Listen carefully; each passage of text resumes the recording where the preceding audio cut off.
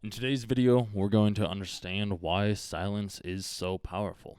You guys might think and feel awkward when there is a silent situation, and this video right here hopefully is going to explain it, and I'll provide some extra insight as we go.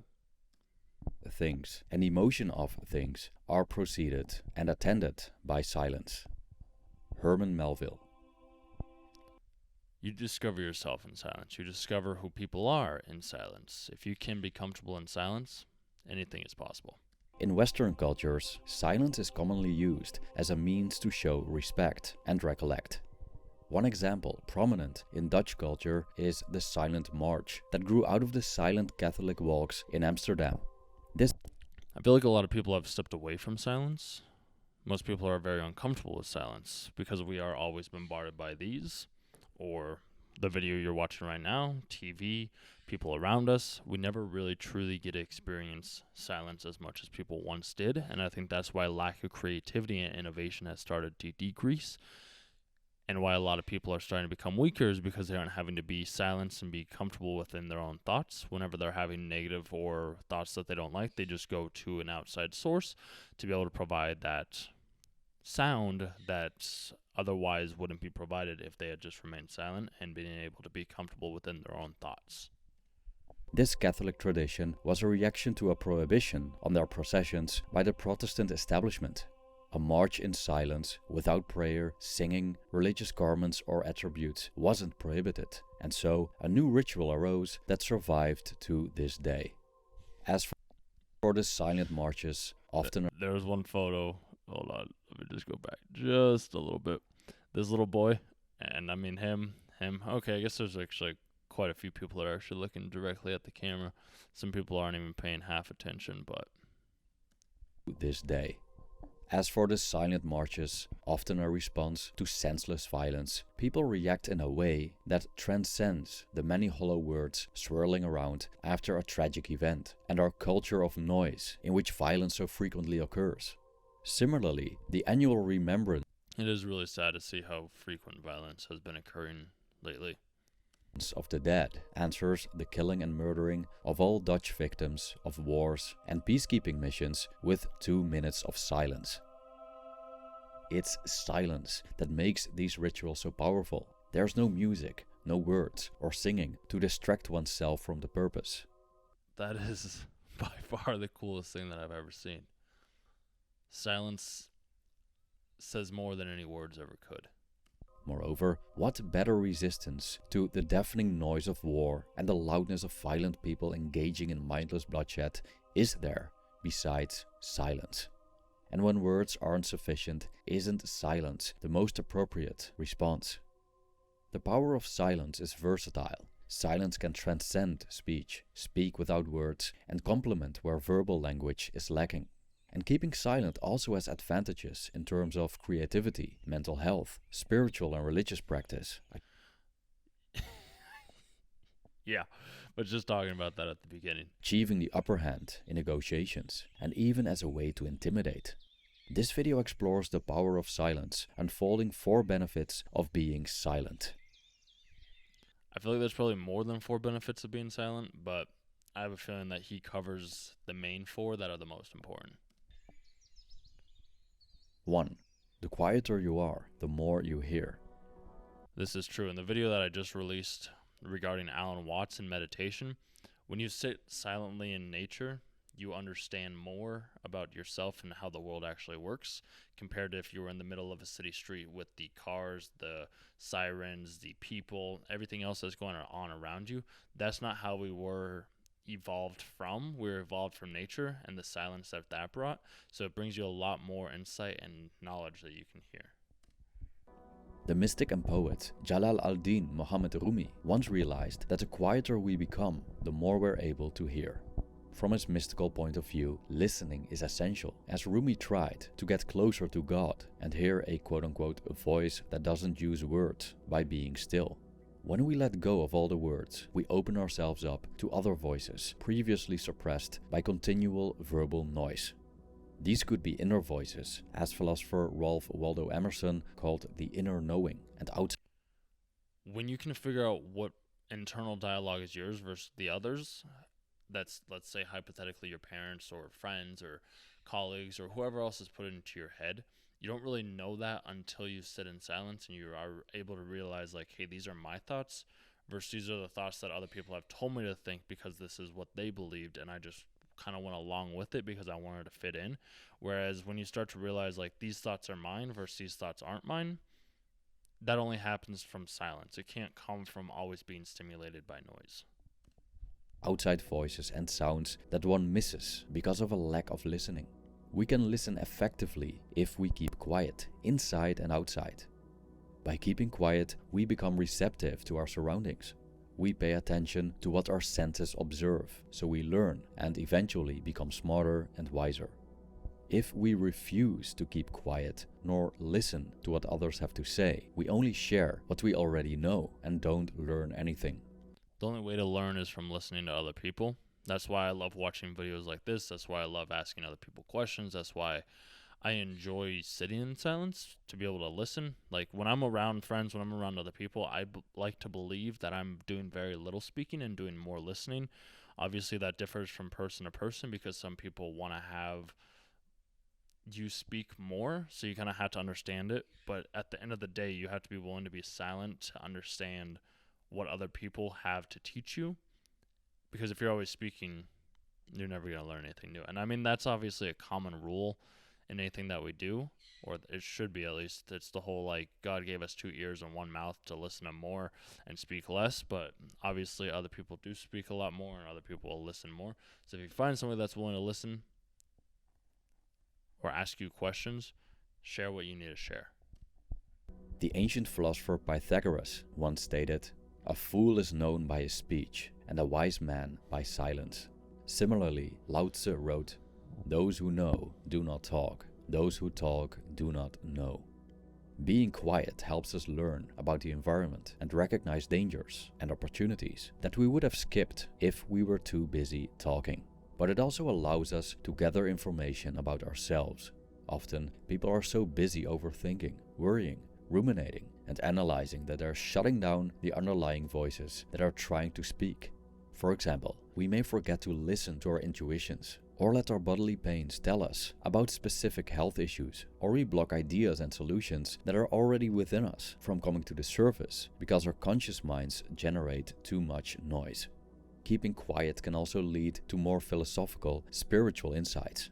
For example, generally, people tend to identify with their thoughts and thus believe that we are what we think we are, and that the selves we have created in our minds are in fact us.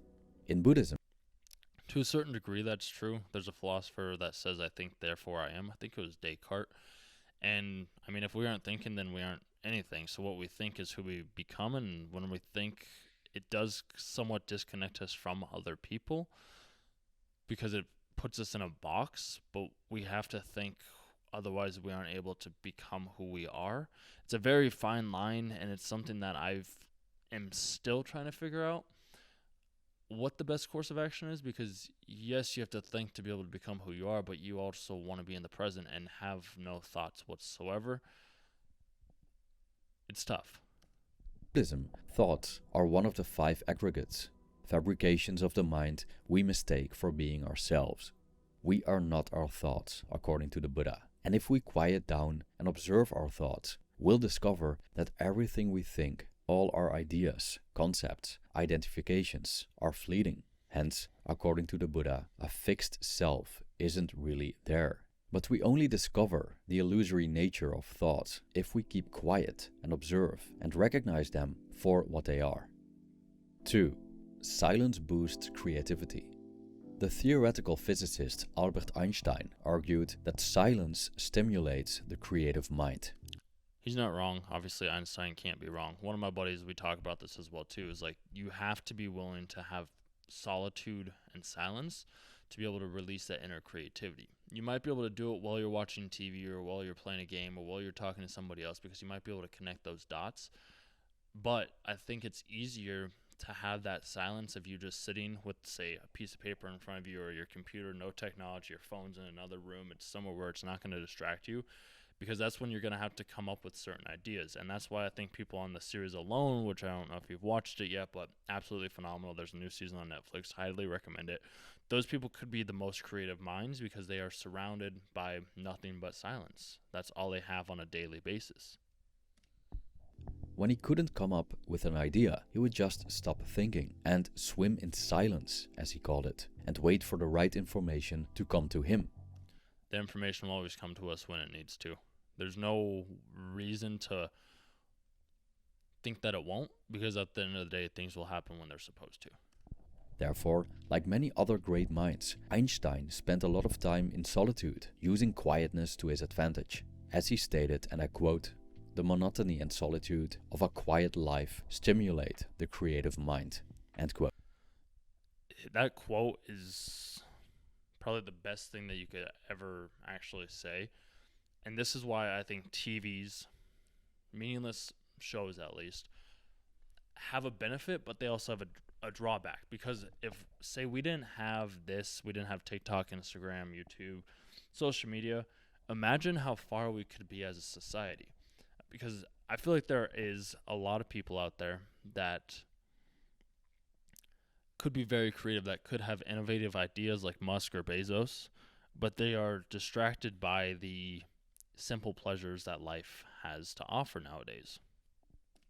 Quote. Executive Director of the Neuroleadership Institute, David Rock, wrote an article for Psychology Today stating that, quote-unquote, an open mind is a quiet mind.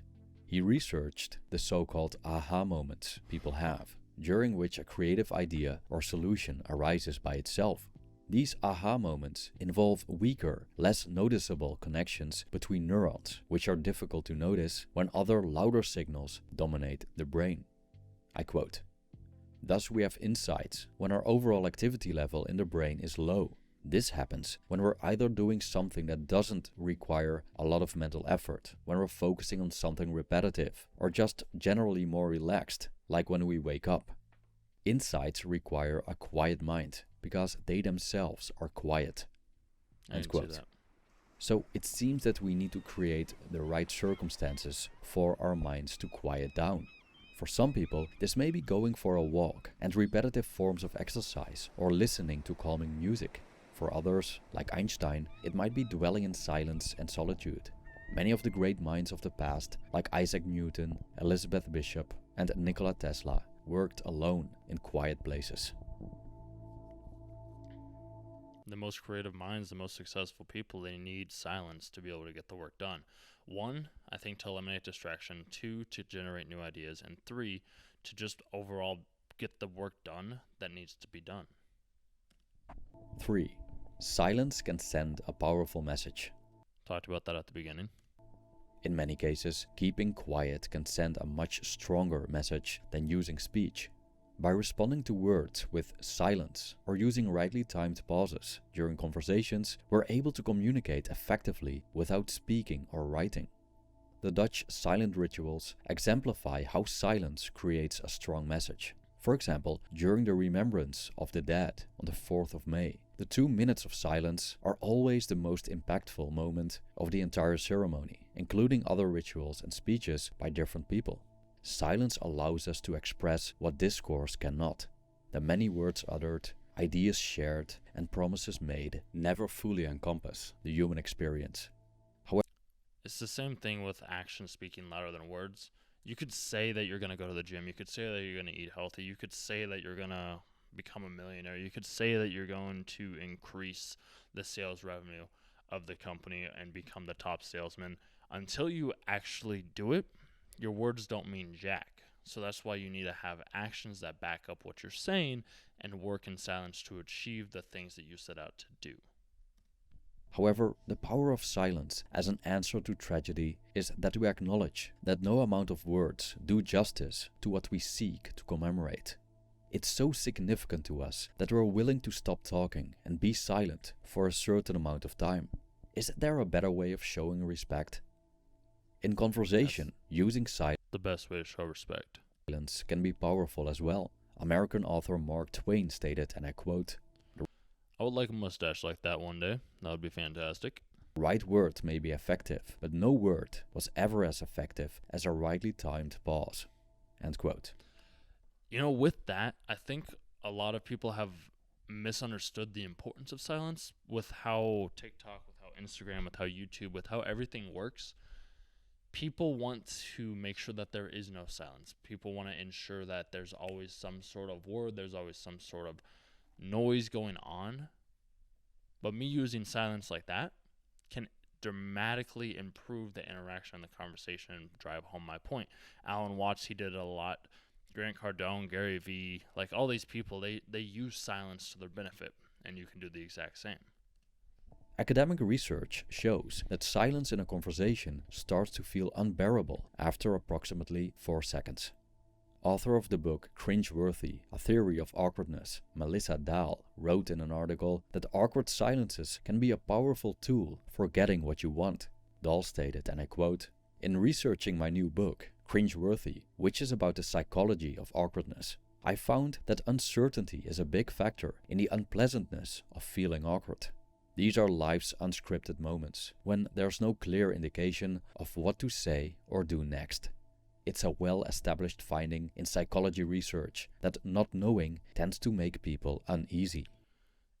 I think part of this also happens because, one, you got stumped. You don't know how to respond because maybe you haven't practiced enough. And two, you just aren't aware of enough, or maybe the person that you were talking with was able to prove you wrong, and you know that if you say something more, you'll just dig your hole deeper. So it's almost better to stay quiet, which I think that's better. But there are those people that they keep talking, they just keep digging their hole deeper, and it's like, dude, chill. End quote. So the uncertainty caused by such silences in conversations makes people uneasy. Did I say something wrong? Does this person dislike me? What's going to happen next? And so the person on the receiving end of the silence may proceed to make any decision just to end the uneasiness of the uncertain gap in the communication. And if you can use silence in sales to make it uneasy for the other person, you'll close way more deals. This decision could be beneficial to the person brave enough to keep silent at the right moment. See, that's what I'm saying. Shaking hands, deal's done. Another benefit of keeping silent during conversations is that it's safer than speech. In some situations, whatever we say weakens our position. For example, if we're part of a conversation about a subject we don't know anything about. In such cases, it's more powerful to listen, not just because listening grants us the opportunity to learn, but also because we don't make a fool out of ourselves by trying to appear knowledgeable when we are not. It's better to keep silence on topics you know nothing about. Let other people talk about what they want to talk. Let them dig their holes deeper. If you find something that you have something to speak about, then yeah, jump in and bring your insight. If not, then... Moreover, keeping silent shows that we're interested and willing to listen, which people generally appreciate. Roman writer Publilius Cyrus once stated, "I often regret that I have spoken, never that I have been silent." Yeah. I do think you need to say things sometimes, though, to make sure that your message is presented in the way that you need to, so you don't regret not speaking up in certain interactions. 4. Silence improves well-being. How can one take refuge from a noisy world and a noisy intellect? Innumerable experiences of many different people across the ages tell us that silence helps us calm our busy minds. A significant body of research suggests that silence relaxes the mind, enhances sleep, and lessens insomnia. Also, a study found that 2 minutes of silence has a more calming effect than listening to relaxing music. Other studies show that environmental noise exposure increases stress hormone levels and can cause disruptions in sleep structure. This is what I was saying. It's better to be in nature than be in the middle of the city. Unnecessary noise is the most cruel absence of care that can be inflicted on sick or well, wrote Florence Nightingale, an English social reformer and founder of modern nursing. In an article on Psychology Today, author George Michelson Foy tells us that we've learned to tolerate noise and see it as something positive in our modern society. Noise means that the machines are working, All technologies we have created are up and running. But by tolerating this noise, we make a serious mistake, according to Foy. Noise kills, and the excessive input does real damage and is detrimental to our ability to function, an argument backed up by a copious amount of studies.